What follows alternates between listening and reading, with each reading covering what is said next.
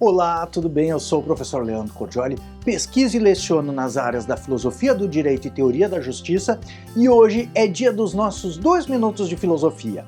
Não esqueça de curtir o canal e ativar o sininho para ser avisado dos futuros vídeos que eu devo subir.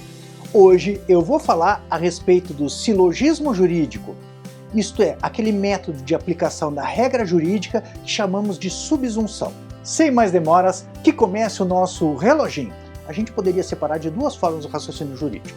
O método da ponderação, que diz respeito aos princípios, e o método da subsunção, que diz respeito às regras jurídicas. A subsunção, para Newman Corn, parte do silogismo lógico apresentado por Aristóteles, que envolve a racionalidade prática. Então, temos uma premissa maior, que é a regra jurídica, esse dispositivo de lei que determina, proíbe ou permite a prática de uma ação. A premissa menor, que é a descrição dessa ação que ocorreu no mundo real, e que havia sido prevista na lei, e a conclusão desse silogismo é a consequência normativa, isto é, como houve aquele fato que foi descrito na lei, aplicada à lei, espera-se que haja a consequência legal. Essa descrição de fato, Newman Corn chama de fato operativo, isto é, aquele fato previsto na lei. Aquilo que a lei combina como pena ou prêmio, Newman Corn denomina de consequência normativa. Então temos um raciocínio lógico, um silogismo jurídico, que pode ser descrito como: se fato operativo, então consequência normativa.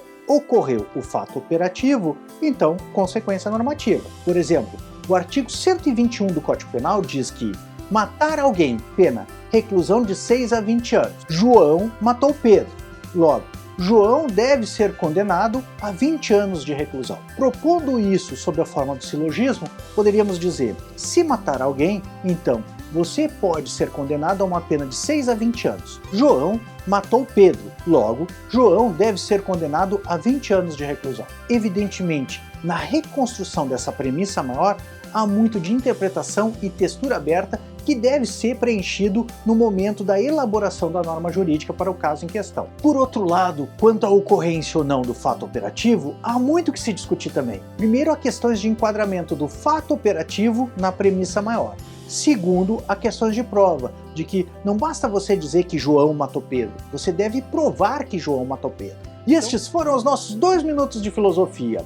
Não esqueça de curtir o vídeo e compartilhar com os teus amigos nas tuas redes sociais. Essa é uma grande forma de apoiar o nosso trabalho e ajudar a difundir a teoria do direito e a filosofia. Não esqueça de comentar aqui abaixo também se você considera que o silogismo jurídico é a maneira apropriada dos juízes raciocinar. A meu juízo, essa é uma grande forma, inclusive, de garantirmos o Estado de Direito e o princípio da legalidade a partir de critérios apropriados para o raciocínio jurídico. Um abração e uma boa semana. São os votos do professor Leandro Cordioli.